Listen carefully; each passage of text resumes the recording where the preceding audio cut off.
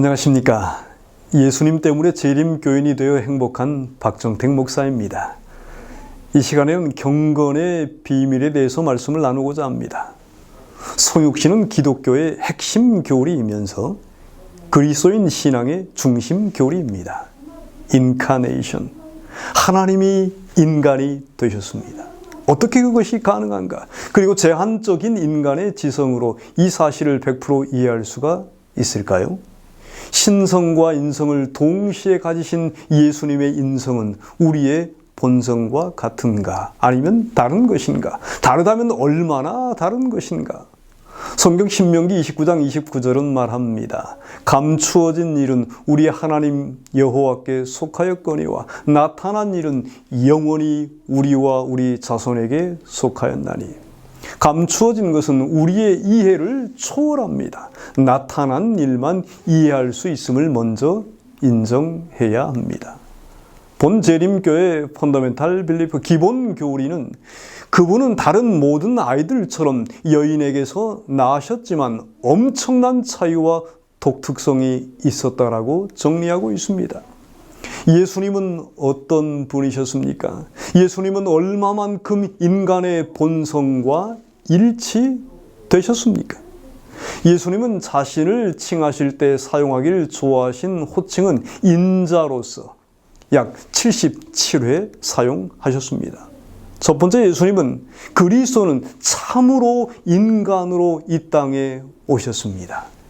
인간이 되신 것은 구주가 되기 위한 그분의 사명의 일부였습니다. 인간이신 예수님은 심리적, 육체적 감수성을 갖고 계셨습니다. 배고픔과 목마름과 피곤함과 걱정 등 육체적 감수성을 지니신 인간이셨습니다.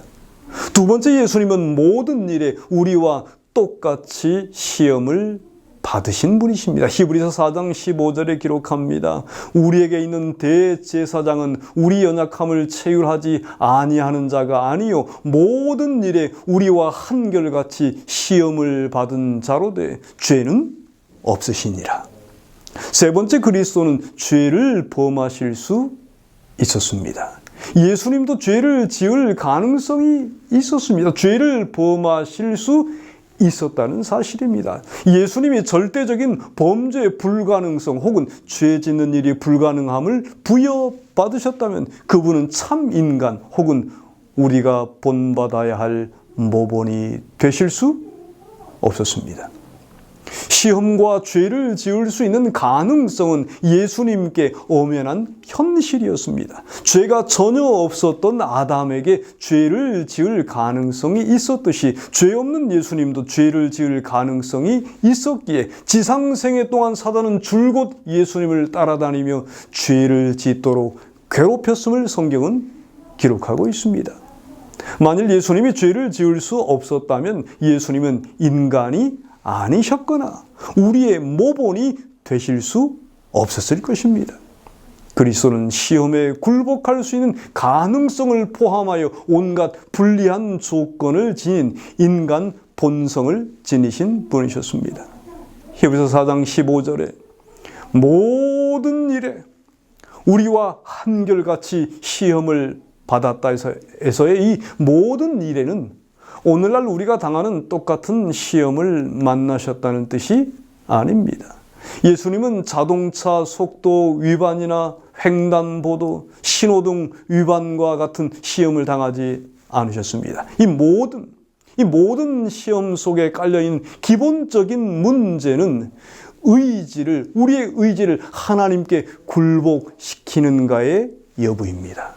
여러분, 우리가 시험을 이길 수 있는 길은 예수님을 계속해서 의지하는 길 외에는 없습니다. 네 번째, 우리 예수님은 죄 있는 육신의 모양으로 오셨습니다. 로마서 8장 3절에 죄를 인하여 자기 아들을 죄 있는 육신의 모양으로 보내어 육신의 죄를 정하사, 빌립보서 2장 7절 8절에 보시면 오히려 자기를 비어 종의 형체를 가져 사람들과 같이 되었고 사람의 모양으로 나타나셨으며. 여러분, 이 모양이라고 하는 말은 유사하다는 것이지 꼭 같다라는 뜻이 아닙니다. 이 헬라어 단어인 이 호모이오마, 여기서 파생된 단어가 이 호모이오마티라는 단어인데, 이 사용 예를 보면 누가복음 13장 19절이나 마태복음 13장 44절에 보시면 하나님의 왕국이 겨자씨나 밭에 감추인 보화와 같다라고 할 때 이 같다라고 사용되어진 그 단어입니다. 그 개념은 유사성이지 절대적인 같음이 아니라는 것입니다. 그리스도께서는 인성과 유사한 본성을 취하셨다는 것을 말하고 있는 것이지요. 예수님은 우리와의 유사성 및 연대성뿐만 아니라 동시에 우리와 결정적으로 다른 점이 있다는 것, 곧 우리를 위하여 그 다름을 두었다는 사실을 강조하기 위해서 바울은 이 미묘한 헬라어 단어인 이 호모이오마, 이 모양이라고 하는 이 단어를 주의 깊게 사용하고 있는 것입니다. 죄 있는 육신의 모양. 이것은 예수 그리스도께서 죄가 있다거나 죄된 행위와 생각에 참여하셨다는 것을 가리키는 것이 결코 아닙니다. 비록 죄 있는 육신의 형체 혹은 모양이 되셨지만 그분은 죄가 없으신 분이며 그분의 무죄하심은 의문의 여지가 없는 것입니다. 예수님은 생각으로도 죄를 짓지 않으셨습니다. 우리는 생각만으로도 5만 가지 죄를 지을 수가 있지만 시대소망 123쪽에 그분은 생각으로라도 시험에 굴복하지 않으셨습니다. 4천여년간에 걸쳐 타락해버린 신체적, 정신적 활기가 떨어진 인간적 본성을 취하셨다고 영감의 기자는 기록하고 있습니다. 그러나 우리 예수님은 죄를 짓지 않으셨습니다. 그리스도께서 죄의 결과를 지니고 있는 인간적 본성을 취하셨을 때 그분은 모든 사람이 체험하는 연약성과 약점을 취하신 것입니다. 예수님은 인류를 구원하시기 위하여서 죄가 되신 것이지 죄인이 되신 것은 아닙니다. 시대소망 117쪽에 기록하기를 그리스도께서는 퇴보된 인류의 연약성을 취하셨다. 이렇게 하심으로써만 그런 인류를 쇠퇴의 깊은 구렁에서 구출하실 수 있으셨다라고 기록하고 있습니다. 교회증언 2권 202쪽에는 그렇게 기록을 했습니다. 그분은 연약성에 있어서는 우리와 형제이셨으나 우리와 같은 성정을 갖지는 않으셨다. 재림교회 기본교리 69쪽에서는 이 모든 면을 이렇게 정리하고 있습니다. 그리스도의 인성은 아담의 인성, 즉 곧 타락하기 이전에 아담이 가졌던 인성과 같은 것이 아니었다. 또한 모든 점에서 타락한 이후에 아담이 가졌던 인성과 같은 것도 아니었다. 그것은 아담의 인성과 같지 않다. 왜냐하면 타락한 자의 무죄한 연약함을 지녔기 때문이다. 그것은 타락한 자의 인성도 아니었다. 왜냐하면 그것은 도덕적 불결함 속에 떨어진 적이 결코 없기 때문이다. 그러므로 엄밀한 의미에서 현재 우리의 인성과 같되 죄는 없는 것이다. 이렇게 정리하고 있습니다. 그러므로 죄를 지을 가능성은 있었지만 죄된 욕망은 없으셨습니다. 여러분, 그리스도의 인성에 대한 이 헨리 멜빌의 도표를 참고하면 타락 전에 아담은 무죄한 연약성이 없었으며 죄된 성향도 없으셨습니다. 타락 후의 아담은 무죄한 연약성과 죄된 성향 둘 다를 가지고 있었습니다. 반면에 예수님은 타락 후의 아담처럼 무죄한 연약성은 가지고 있었지만 타락 전의 아담처럼 죄된 성향은 없었습니다. 여러분, 우리 예수님은 죄 있는 인간의 모습이었지만 그분의 영적 기능들은 죄에 전혀 오염되지 않았었습니다. 그래서 사실 우리보다 더 큰 시험을 당하신 것이지요. 그것은 인간이 전혀 알지 못하는 강력한 시험, 즉 당신의 신적 능력을 자기 자신을 위해 사용하고자 하는 시험이었습니다. 그러나 주님은 자신의 유익을 위하여 신성을 사용하지 않으셨습니다. 그리스도께서는 아담이 사단에게서 받은 것보다 100배 더 혹독한 시험을 받으셨고 모든 면에서 그보다 훨씬 더 힘겨운 상황 가운데 처해 있었다. 그분은 죄의 오염이 없으셨지만 그분의 거룩한 본성의 민감함 때문에 죄와 접촉하는 것이 그분을 말할 수 없이 고통스럽게 하였다. 영감의 기자는 그렇게 기록을 했습니다. 예수님은 죄로 오염되지 않았기에 죄에 대한 반응이 우리보다 훨씬 더 민감하였습니다. 예컨대 우리가 새 자동차를 사면 처음 몇 주 또는 몇 달 동안은 주차할 곳에 특별히 신경을 씁니다. 혹시 내 차가 긁히지는 않을까 노심초사하여 다른 차들에게서 멀리 떨어져 차를 세우곤 합니다. 그런데 두세 번쯤 긁히고 나면 우리의 예민한 신경이 누그러져서 보통 차의 주인이 갖는 느긋함이 되돌아옵니다. 말하자면 그리스도께서 이 지상에서 매 초를 사는 것은 마치 새 차를 산 사람이 긴장하는 것과 같았습니다. 아무리 희미한 긁힘이나 아무리 작은 흠집이라도 그분의 사명 전체를 좌초시킬 것이었기 때문입니다. 영감의 기자는 기록합니다. 인성의 결함과 신성을 통해 주님은 사단의 유혹에 굴복할 수 있으셨다. 그리스도는 아담과 하와가 당했던 것보다도 훨씬 더 어려운 시험을 당하셨다. 여러분, 바로 이것이 그리스도가 처한 매일의 운명이었습니다. 매사에 있어서 모범이신 우리 주님은 우리보다 결코 유리하지 않으셨습니다. 다섯 번째, 우리 예수님은 태어날 때부터 거룩한 자이셨습니다. 성경은 말합니다. 누가복음 1장 35절에 이름으로 나실 바 거룩한 자는 하나님의 아들이라 일컬으리라. 나실 때부터 우리 예수님은 거룩한 자이셨습니다. 히브리서 7장 26절에 거룩하고 악이 없고 더러움이 없고 죄인에게서 떠나 계시는 분이셨습니다. 요한일서 3장 5절에 그에게는 죄가 없느니라. 고린도서 15장 47절에 첫사람은 땅에서 났으나 흙에 속한 자이거니와 둘째 사람은 하늘에서 나셨느니라. 요한복음 8장 23절에 예수께서 가라사대 너희는 아래에서 났고 나는 위에서 났으며. 여러분, 예수님은 태어날 때부터 거룩한 자이셨습니다. 예수 그리스도는 인간적 본성에 있어서 무죄합니다. 예수님의 무죄한 이 신적 본성뿐만 아니라 성경은 예수님의 인성을 무죄한 것으로 제시하고 있습니다. 예수님의 탄생은 초자연적이었습니다. 그는 성령으로 잉태되셨습니다. 우리는 죄인으로 태어났지만 신생아로서 예수님은 거룩한 자로 태어났다라고 기록되어 있습니다. 여러분, 기억하시기 바랍니다. 우리 예수님은 타락한 상태의 인간 본성을 취하셨는데 이것은 죄의 결과를 지닌 것이지 그 죄됨을 지닌 것이 아니었습니다. 흠없고 점없는 어린 양이셨습니다. 예수님은 결코 죄를 고백하거나 제물을 드리지 않으셨습니다. 아버지 나를 용서해 주소서라고 우리 주님은 한 번도 기도드리지 않으셨습니다. 도리어 아버지 저들을 사하여 주시옵소서라고 기도하셨습니다. 예수님이 우리와 다를 바 없는 전적인 인간이라고 생각하는 것은 잘못된 생각이다. 그분은 둘째 아담이시다. 우리는 그분을 죄의 성향을 지닌 한 인간으로 생각지 말아야 한다.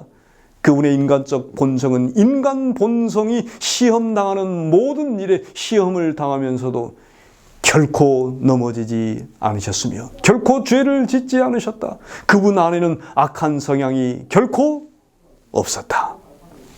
영감의 기자는 편지 8번 1895년 기별에서 그렇게 증거하고 있습니다. 여러분, 무죄한 연약성을 지닌 인성을 취하셨지만 죄의 성향들은 취하지 않으셨습니다. 눈물을 가진 인성이셨으나 얼룩진 것은 아니었습니다. 고뇌하실 수 있으셨으나 성내는 경향은 갖지 않으셨습니다. 우리와 같은 면이 있지만 다른 본성이신 것입니다. 모든 인간은 그리스도를 전적으로 인간과 같게 만드는 것, 곧 우리 자신과 같은 인물로 만드는 입장에 빠지지 않도록 경고를 받아야 한다. 그런 일은 있을 수 없다. 영감의 기별입니다. 사랑하는 여러분, 진리는 점진적으로 발전해 왔습니다. 빛이 밝아지기 이전 학설들의 주장들의 마음을 뺏기지 마시기 바랍니다.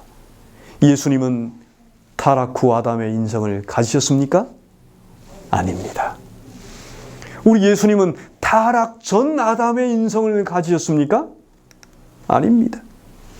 타락 전의 아담과 다르고 타락 후의 아담과도 다릅니다. 제3의 인성이라고 할 수 있는 독특하고 유일무이한 본성을 가지셨습니다. 예수님이 인간의 본성을 취하시되 인간의 죄됨은 취하지 않으셨습니다. 타락 후의 연약성을 취하심으로 인류의 모본이 되셨으며 타락 전에 죄 없으신 인성을 취하심으로 구세주가 되신 것입니다. 그분의 본성이 독특하시고 유일무이해야 하는 이유는 간단하다. 그분은 우리에게 모본이 되실 뿐만 아니라 우리의 구주가 되시기 위해서 오셨기 때문이다. 만일 그분이 100% 우리와 같다면 그분이 아담에게서 우리가 물려받은 것과 똑같은 죄와 허물의 유산을 물려받았다면 그분은 구주로서 결격이 있었을 것이다. 그분은 속죄가 필요치 않았다. 사랑하는 여러분, 우리 예수님은 인류를 위한 대제사장이 되시기 위하여 가장 타락한 인간까지도 구원하시기 위하여 세상의 생명을 세상의 죄를 위해 주시기 위하여 당신의 생명을 세상의 죄를 위해 주시기 위하여 우리의 모본이 되시기 위하여 인성을 취하셔서 첫째 아담이 타락한 곳에서 둘째 아담으로서의 죄와 사탄에 대하여 승리를 거두셨습니다. 인간을 하나님과 화해시키기 위해 인성으로 신성을 가리우기 위해 승리의 생애를 사시기 위해서 두 본성이 연합한 것입니다. 우리의 죄를 해결해 주시는 제사장이시요 선지자이시며 은혜를 주시는 왕이신 예수님을 사랑하십시다. 예수님이 여러분의 모든 죄를 용서하셨습니다. 우리 예수님만이 우리의 구주이십니다. 여러분, 모든 이설은 예수님을 깎아내리는 데서 시작합니다. 그래야 인간의 행함으로 인간의 품성으로 구원을 얻으려는 곁길로 나아갑니다. 말은 예수님의 도우심으로 한다면서 결국은 구주 없이 구원을 얻겠다는 위험한 이설의 올무에 빠지게 된 것입니다. 여러분이시여, 율법을 지켜서 우리가 의롭게 될 수 있습니까? 예, 있습니다. 성경에서 말하고 있습니다. 할 수 있다고요. 그러나 시도해 보시면 알 것입니다. 그것이 가능한지 아니면 불가능한지. 100% 실패합니다. 로마서 7장의 사도 바울의 고백이 그 사도 바울의 고백에 100% 공감한 것입니다. 로마서 3장 10절은 기록된 바 의인은 하나도 없나니 하나도 없으며 의인은 없나니 하나도 없으며 3장 20절에 그러므로 율법의 행위로는 그의 앞에 의롭다 하심을 얻을 육체가 없나니 율법으로는 죄를 깨달음이니라. 21절 보십시오. 이제는 율법 외에 하나님의 한 의가 나타났으니 율법과 선지자들에게 증거를 받은 것이라 곧 예수 그리스도를 믿음으로 말미암아 모든 믿는 자에게 미치는 하나님의 의인이 차별이 없느니라. 모든 사람이 죄를 범하였으며 하나님의 영광에 이르지 못하더니 그리스도 예수 안에 있는 구속으로 말미암아 하나님의 은혜로 값없이 의롭다 하심을 얻은 자 되었느니라. 할렐루야. 사랑하는 여러분, 예수님 없이 우리는 구원을 받을 수 없습니다. 예수님 없이 우리는 의롭게 될 수 없습니다. 우리의 행함으로는 결단코 의롭게 될 수 없습니다. 오직 예수 그리스도의 보혈로서만이 의를 얻을 수 있고 오직 그리스도 안에서만 완전해질 수 있고 오직 예수 그리스도의 보혈로서만이 구원을 얻고 하늘에 갈 수 있습니다, 여러분. 그러므로 예수님을 전적으로 신뢰하시고 그분의 행하신 일만을 온전히 믿으시길 바랍니다. 그리고 우리의 모본이신 예수님과 결코 동등하게 될 수는 없지만 성령 하나님의 도우심을 힘입어서 모본 되신 주님을 닮아 가시기를 바랍니다. 우리 하나님은 여러분을 무궁한 사랑으로 사랑하십니다. 다음 구절을 읽을 때에 하나님의 음성을 듣게 되시기를 바랍니다. 우리를 구원하시되 우리의 행한 바 의로운 행위로 말미암지 아니하고 오직 그의 긍휼하심을 쫓아 중생의 시선과 성령의 새롭게 하심으로 하셨나니 하나님이 죄를 알지도 못하신 자로 우리를 대신하여 죄를 삼으신 것은 우리로 하여금 저의 안에서 하나님의 의가 되게 하려 하심이니라. 예수님은 우리를 위하여 죄가 되셨습니다. 그러나 그분이 결코 죄인이 되신 것은 아닙니다. 우리 예수님의 십자가를 구원의 유일한 근거로 높이고 예수님이 성취하신 일을 통해 우리가 구원받음을 고백하는 신실한 재림 성도의 삶을 사십시다. 예수님의 신실한 제자들이 다 되기를 바라면서 말씀 마칩니다. 감사합니다.